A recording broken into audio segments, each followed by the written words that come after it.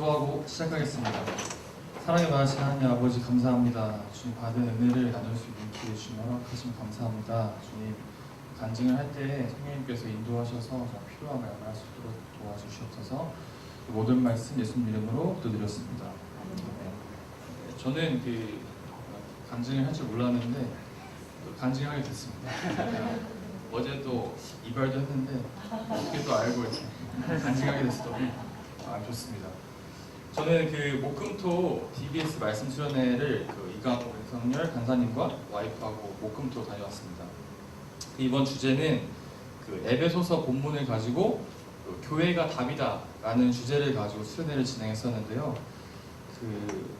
다녀와서 받은 은혜와 또 회개의 부분을 나누고자 합니다. 현재 저희 청년셀에서는 복음의 기초도 하고 또 한 팀은 또 성경적 교회도 합니다. 그래서 기대를 많이 하고 가는데 정말 많은 은혜를 누리는 것 같습니다. 그래서 세 가지로 급하게 정리해 보았는데요.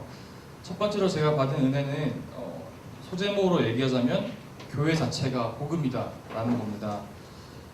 이제 설교 말씀과 에베소서 본문을 통해서 알게 된 것은 교회를 자신이 어떤 것을 이루고자 하는 수단으로 여기지 말고 교회 자체를 목적으로 삼으라는 것입니다. 즉 교회를 그냥 다니지 말고 교회를 살아내라는 말씀이었습니다. 그러니까 무슨 말인가 하니 교회는 한 몸이기 때문에 한 몸으로 살아내라는 것입니다. 여러분들은 교회에서 한 몸됨을 과연 누리고 계십니까? 여러분들 손가락이 있는데 손가락 잘리면 어떻게 하는지 다 아시잖아요. 119 전화해서 병원 가는데 우리 지체가 아프다 그러고 어려움이 있으면 한 몸됨의 인식이 있는지 그런 것들이 제가 참 많이 부딪혔습니다. 그래서 말씀을 같이 읽으면 좋을 것 같은데요. 에베소서 4장 1절에서 3절 말씀을 먼저 같이 읽겠습니다. 시작. 그러므로 주 안에서 갇힌 내가 너희를 변하노니 너희가 부르심을 받은 이에 합당하여 모든 겸손과 온유를 하고 오래 참음으로 사랑 가운데서 서로를 하고 평안에 매는 줄로 성령이 하나 되게 하신 것을 힘써 지키라. 아멘. 한몸됨을 얘기할 때 성경 말씀은 3절에서 보는 것 같이 성령님이 이미 하나 되게 하셨다고 합니다. 그러니까 저희가 이미 하나 되려고 할 필요는 없는 거예요. 하지만 어떻게 나와 있냐면 힘써 지키라고 나와 있습니다. 즉 성령님이 하나 되신 것을 믿으면 힘써 지키면 됩니다. 어떻게? 4장 2절에 나온 것처럼 저런 방법으로 하나 되면 지키면 됩니다. 어떻게? 모든 겸손과 온유로 하고 또 참음으로 하고 사랑 가운데 서로 용납하고 이 네 가지를 기본적으로 하라고 합니다. 놀라운 것은 오래 참음이라는 원어가 하나님께서 우리의 죄를 참았다고 하는 단어와 동일한 단어라고 합니다. 여러분도 어느 정도 참아야 되는지 아시겠죠? 네. 죽을 때까지 참으라는 말입니다. 그리고 서로 사랑 가운데서 용납하라는 것. 저희 실수를 하면 교회 안에서 죽을 듯이 달려드는 모습들이 있으면 안 된다고 합니다. 우리 한 몸이라 생각하는데 비유를 재밌게 들으셨는데 식사를 하다가 이가 볼을 씹었어요. 그러면은 이제 볼이 잘 씹혔으니까 막 발한테 얘기하는 거예요. 손한테 어떻게 하냐면 자정 시간에 자고 있을 때 입을 열어가지고 이빨 다 뽑아. 볼을 풀었으니까 이렇게 악랄하게 하지 않는다는 거예요. 자정 시간에 왔는데 입이 안 열어. 입을 막 찢어버릴 거야. 협박해서 열고 다 뽑아버리고 그러지 않는다는 거예요. 왜냐? 한 몸이기 때문에 나의 몸은 실수해도 용납한다는 거예요. 근데 어떻게 한다? 서로 용납한다는 거예요. 무슨 가운데? 사랑 가운데서 용납한다는 겁니다. 여러분 이게 말씀 수련회가 정말 재밌습니다. 다음에 같이 가면 좋을 것 같아요. 정말. 그래서 성령님께서 이미 한 몸 되게 하셨기 때문에 우리는 그것을 힘써 지키기만 하면 되는 것입니다. 다음 말씀 또 읽으면 좋을 것 같은데요. 2장 21절 22절 읽겠습니다. 시작. 그 안에서 검을 받아 서로 연결하여 주 안에서 성전이 되어가고 너희도 성령 안에서 하나님이 거하실 처소가 되기 위하여 그리스도 예수 안에서 함께 지어져 가느니라. 아멘. 말씀을 보면 교회는 지어져 간다고 합니다.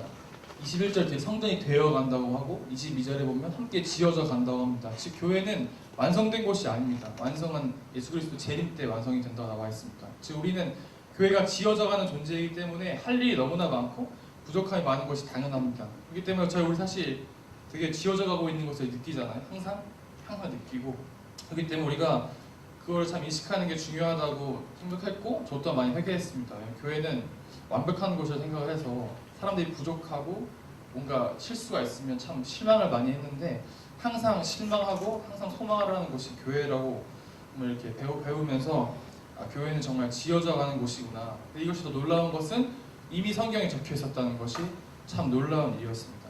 이게 첫 번째였고요. 두 번째는 제가 받은 의미는 이제 교회는 교회적 존재로 살아가야 된다는 것이었습니다. 즉 뭐냐면 교회에서는 개인주의적 신앙을 탈피해야 된다고 합니다. 그러니까 개인의 신앙만을 높이는 행동들은 교회 한몸됨을 깬다고 합니다.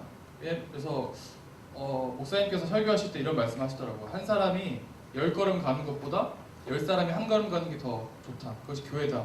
한 몸인데 개인의 탁월함이 드러나는 것보다는 전체가 보이는 게 더 중요하다고 합니다. 제가 그 교회론을 배울 때 이전에 어떠한 질문을 받았냐면 가족이 우선이냐 교회가 우선이냐 이렇게 물어보는 거죠. 아니 당연히 가족이 우선이죠. 하니까 아니라고 하는 거예요. 제가 너무 이상했어요. 처음에 이단인가 싶기도 했었는데 그게 어떤 말이냐면은 가족만 지키다 보면 가족의 개인주의 때문에 교회 한몸됨을 깰 수 있다는 거예요. 물론 가족이 누가 아프면 당연히 병원에 가야겠죠.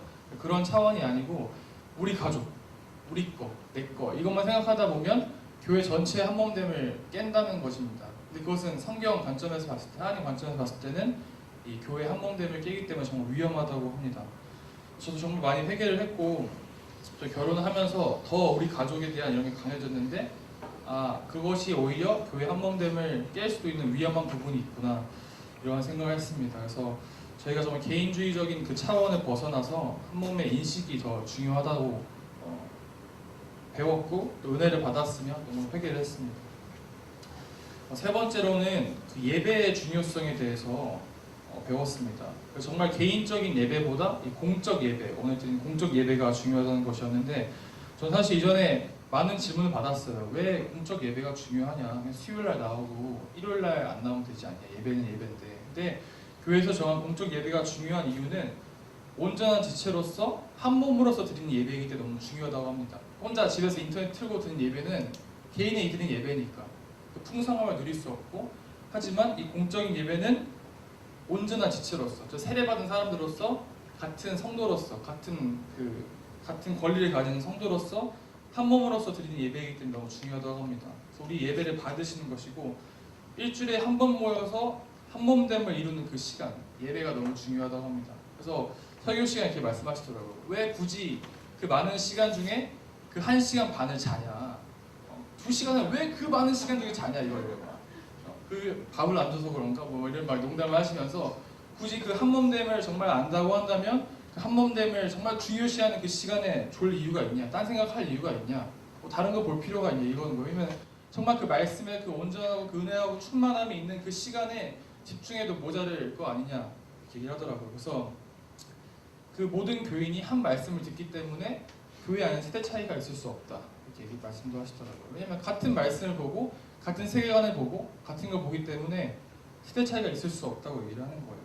그래서 그 예배 가운데 그 과정을 하나씩 설명해 주더라고요. 저희가 오늘 사도신경을 외웠는데 사도신경이라는 거는 정말 한 교회가 한 몸 되어서 같이 신앙 고백을 하고 나는 믿을 것이고 우리 부활을 믿는다. 영원히 살 것을 믿는다 고백하는 것이었고 대표 기도는 우리가 그 기도에 동의한다는 의미이고 그래서 기도를 할 때도 또 준비하는 사람도 그렇고 기도를 듣는 사람도 저희는 그 대표로서 기도하는 것에 동의합니다.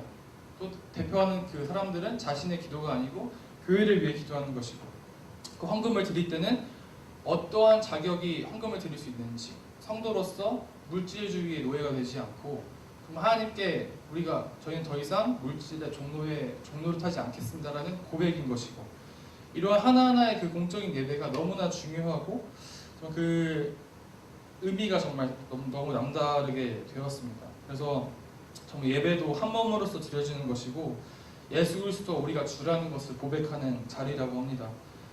그래서 저 정말 회개를 많이 했어요. 왜냐면 공예배인데 약간 이제 약간 늦게 오고 사실 늦게 오면은 한 몸이라 생각하면은 목이 없어 보여요.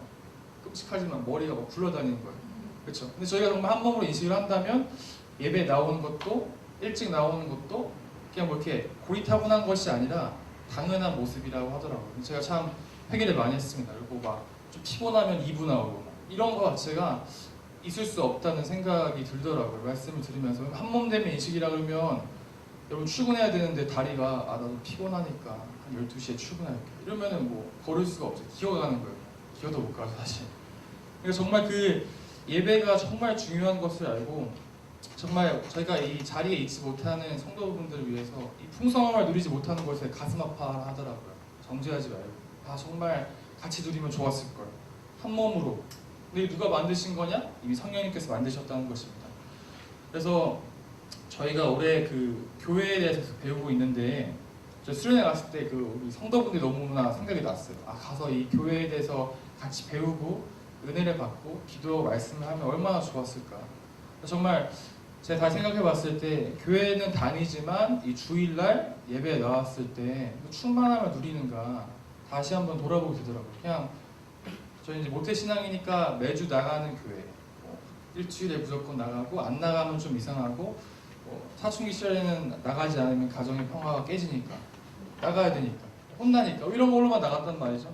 근데 정말 그렇지 않다는 거를 우리가 같이 알려주고 같이 공부하면서 같이 나아가는 게 참 중요하다고 생각을 했습니다. 물론 아는 게 다는 아니지만 알아야 그것을 같이 누릴 수 있는 것 같습니다.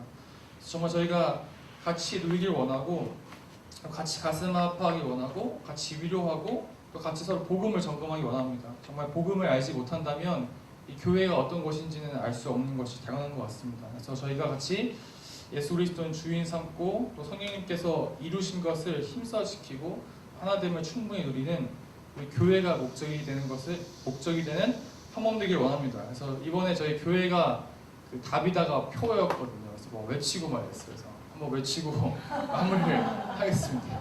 저 혼자 할게요. 교회가 답이다. 감사합니다.